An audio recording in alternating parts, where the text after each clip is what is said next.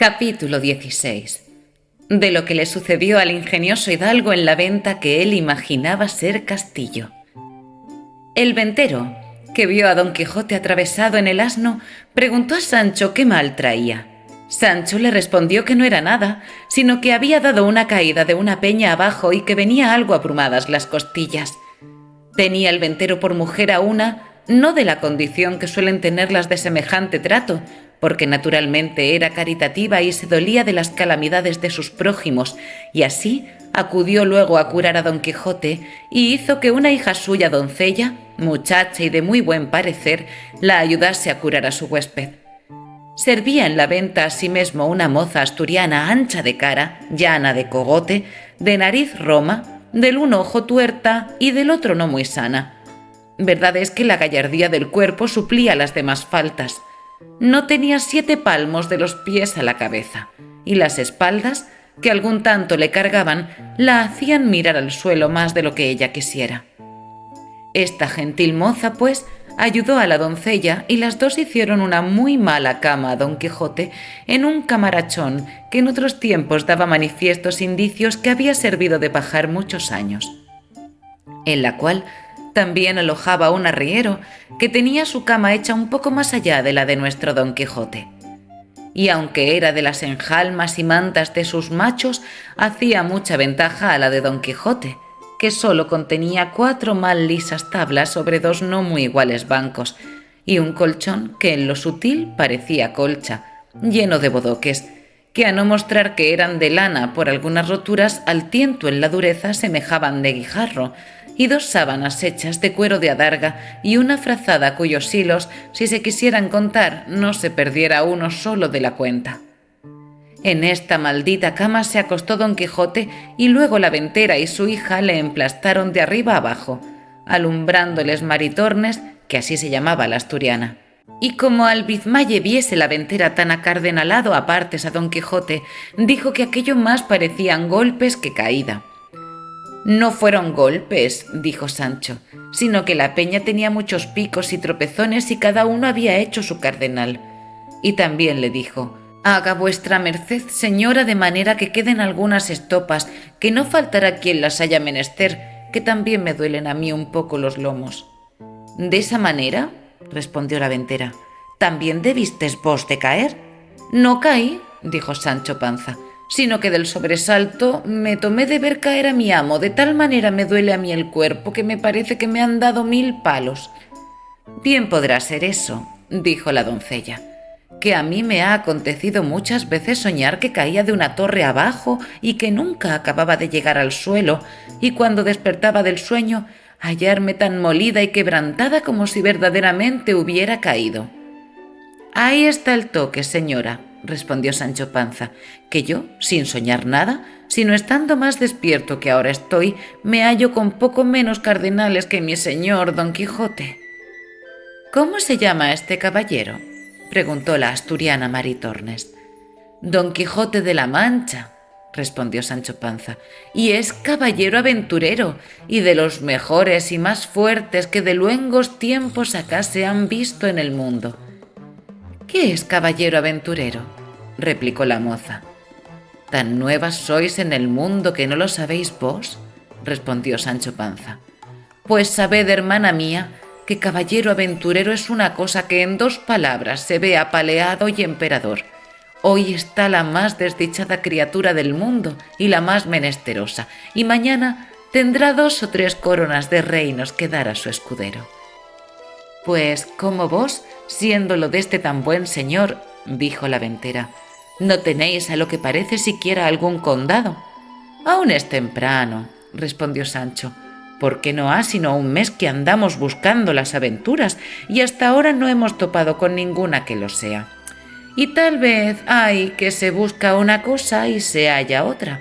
Verdad es que si mi señor Don Quijote sana de esta herida o caída y yo no quedo contrahecho de ella, no trocaría mis esperanzas con el mejor título de España. Todas estas pláticas estaba escuchando muy atento Don Quijote, y sentándose en el lecho como pudo, tomando de la mano a la ventera, le dijo: Creedme, fermosa señora, que os podéis llamar venturosa por haber alojado en este vuestro castillo a mi persona, que es tal que si yo no la alabo es por lo que suele decirse que la alabanza propia envilece, pero mi escudero os dirá quién soy. Solo os digo que tendré eternamente escrito en mi memoria el servicio que me habéis fecho para agradeceroslo mientras la vida me durare, y pluguiera a los altos cielos que el amor no me tuviera tan rendido y tan sujeto a sus leyes, y los ojos de aquella hermosa ingrata que digo entre mis dientes, que los de esta fermosa doncella fueran señores de mi libertad. Confusas estaban la ventera y su hija, y la buena de Maritornes, oyendo las razones del andante caballero, que así las entendían como si hablara en griego, aunque bien alcanzaron que todas se encaminaban a ofrecimiento y requiebros. Y como no usadas a semejante lenguaje, mirábanle y admirábanse, y parecíales otro hombre de los que se usaban. Y agradeciéndole con venteriles razones sus ofrecimientos le dejaron, y la asturiana Maritornes curó a Sancho, que no menos lo había menester que su amo. Había el arriero concertado con ella que aquella noche se refocilarían juntos, y ella le había dado su palabra de que, en estando sosegados los huéspedes y durmiendo sus amos, le iría a buscar y satisfacerle en gusto en cuanto le mandase. Y cuéntase de esta buena moza que jamás dio semejantes palabras que no las cumpliese, aunque las diese en un monte, y sin testigo alguno, porque se presumía muy de hidalga y no tenía por afrenta estar en aquel ejercicio de servir en la venta, porque decía ella que desgracias y malos sucesos la habían traído a aquel estado. El duro, estrecho, apocado y fementido lecho de Don Quijote estaba primero en mitad de aquel estrellado establo, y luego junto a él hizo el suyo Sancho, que sólo contenía una estera de Enea y una manta que antes mostraba ser de angeo tundido que de lana. Sucedía a estos dos lechos el del arriero, fabricado como se ha dicho, de las enjalmas y todo el adorno de los dos mejores mulos que traía, aunque eran 12, lucios, gordos y famosos, porque era uno de los ricos arrieros de Arévalo, según lo dice el autor de esta historia, que de este arriero hace particular mención, porque le conocía muy bien, y aun quieren decir que era algo pariente suyo. Fuera de que Cide Hamete Benengeli fue historiador muy curioso y muy puntual en todas las cosas, y échase bien de ver, pues las que quedan referidas, con ser tan mínimas y tan rateras, no las quiso pasar en silencio. De donde podrán tomar ejemplo a los historiadores graves que nos cuentan las acciones tan corta y sucintamente que apenas nos llegan a los labios, dejándose en el tintero ya por descuido, por malicia o ignorancia, lo más sustancial de la obra. Bien haya 1000 veces el autor de Tablante de Ricamonte y aquel del otro libro donde se cuentan los hechos del conde Tomillas, y con qué puntualidad lo describen todo. Digo pues, que después de haber visitado el arriero a su recua y dádole el segundo pienso, se tendió en sus enjalmas y se dio a esperar a su puntualísima Maritornes. Ya estaba Sancho bizmado y acostado, y aunque procuraba dormir, no lo consentía el dolor de sus costillas, y Don Quijote, con el dolor de las suyas, tenía los ojos abiertos como liebre. Toda la venta estaba en silencio, y en toda ella no había otra luz que la que daba una lámpara, que colgada en medio del portal ardía. Esta maravillosa quietud y los pensamientos que siempre nuestro caballero traía de los sucesos que a cada paso se cuentan en los libros autores de su desgracia, le trujo a la imaginación una de las extrañas locuras que buenamente puedan imaginarse. Y fue que él se imaginó haber llegado a un famoso castillo, que, como se ha dicho, castillos eran a su parecer todas las ventas donde alojaba, y que la hija del ventero lo era del señor del castillo, la cual, vencida de su gentileza, se había enamorado de él y prometido que aquella noche, a furto de sus padres, vendría a yacer con él una buena pieza.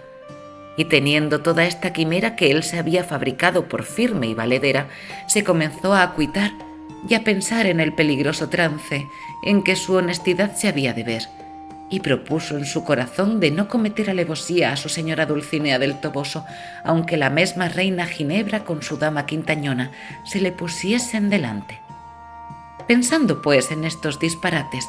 se llegó el tiempo y la hora, que para él fue menguada, de la venida de la asturiana, la cual, en camisa y descalza, cogidos los cabellos en una albanega de fustán, con tácitos y atentados pasos, entró en el aposento donde los tres alojaban en busca del arriero.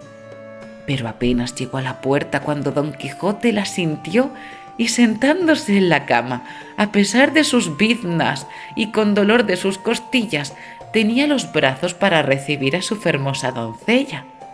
La asturiana, que toda recogida y callando, iba con las manos delante buscando a su querido, topó con los brazos de Don Quijote, el cual la asió fuertemente de una muñeca y tirándola hacia sí, sin que ella osase hablar palabra, la hizo sentar sobre la cama. Tentóle luego la camisa y aunque ella era de arpillera, a él le pareció ser de finísimo y delgado cendal. Traía en las muñecas unas cuentas de vidrio, pero a él le dieron vislumbre de preciosas perlas orientales. Los cabellos, que en alguna manera tiraban a crines, él los marcó por hebras de lucidísimo oro de Arabia, cuyo resplandor al del mismo sol escurecía. Y de aliento, que sin duda alguna olía a ensalada fiambre y trasnochada, a él le pareció que arrojaba de su boca un olor suave y aromático. Y finalmente, él la pintó en su imaginación de la misma traza y modo que lo había leído en sus libros de la otra princesa que vino a ver el mal ferido caballero, vencida de sus amores, con todos los adornos que aquí van puestos. Y era tanta la ceguedad del pobre hidalgo que el tacto, ni el aliento, ni otras cosas que traía en sí la buena doncella no le desengañaban, las cuales pudieran hacer vomitar a otro que no fuera riero. Antes le parecía que tenía entre sus brazos a la diosa de la hermosura, y teniéndola bien asida, con voz amorosa y baja, le comenzó a decir: «Quisiera hallarme en términos, fermosa y alta señora, de poder pagar tamaña merced como la que con la vista de vuestra gran fermosura me habédes fecho.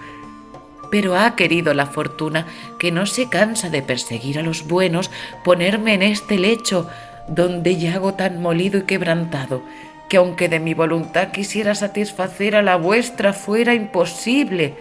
Y más, que se añade esta imposibilidad otra mayor, que es la prometida fe que tengo dada a la sin par Dulcinea del Toboso,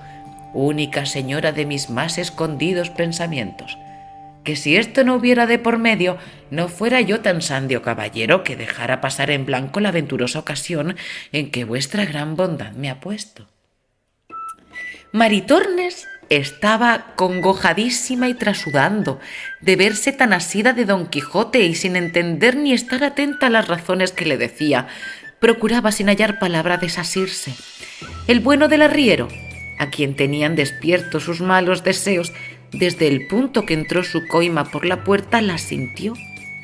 Estuvo atentamente escuchando todo lo que Don Quijote decía y celoso de que la asturiana le hubiese faltado a la palabra por otro, se fue llegando más al lecho de Don Quijote y estúvose quedo,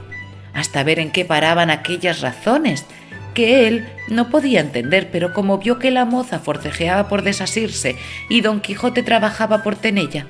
pareciéndole mal la burla, enarboló el brazo en alto y descargó tan terrible puñada sobre las estrechas quijadas del enamorado caballero que le bañó toda la boca en sangre, y no contento con esto se le subió encima de las costillas y con los pies más que de trote se las paseó todas de cabo a rabo. El lecho, que era un poco endeble y no de firmes fundamentos, no pudiendo sufrir la añadidura del arriero, dio consigo en el suelo, a cuyo gran ruido despertó el ventero, y luego imaginó que debían de ser pendencias de Maritornes, porque habiéndola llamado a voces no respondía. Con esta sospecha se levantó, y encendiendo un candil, se fue hacia donde había sentado la pelaza.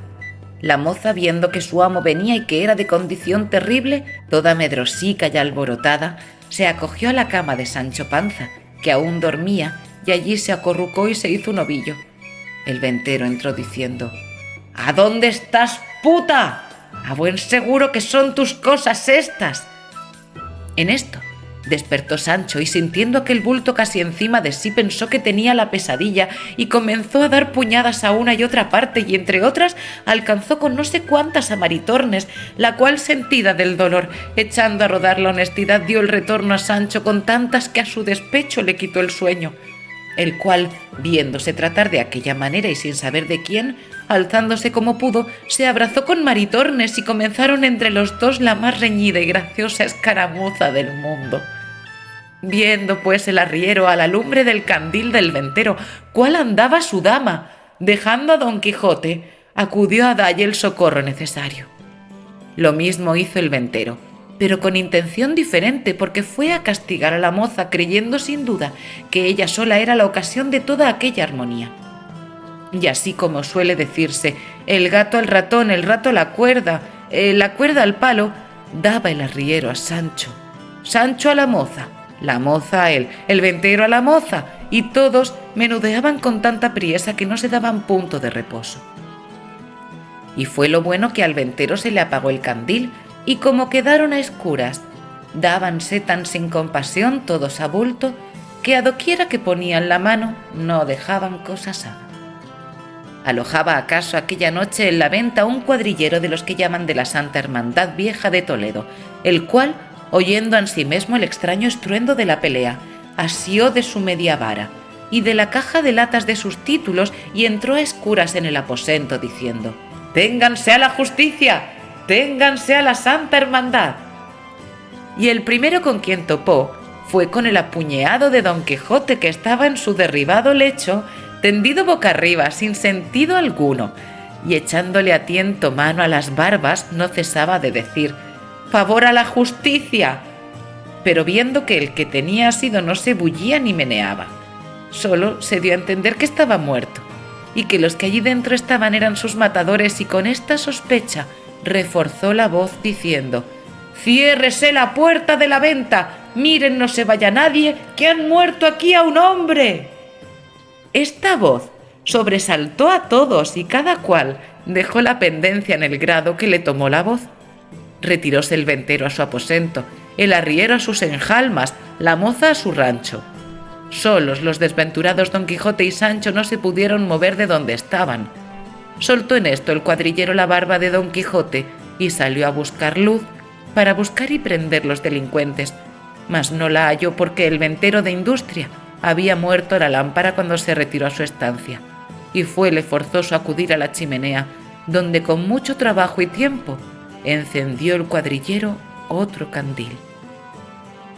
Suscríbete al canal La Rosa de Alejandría, comenta y comparte este vídeo.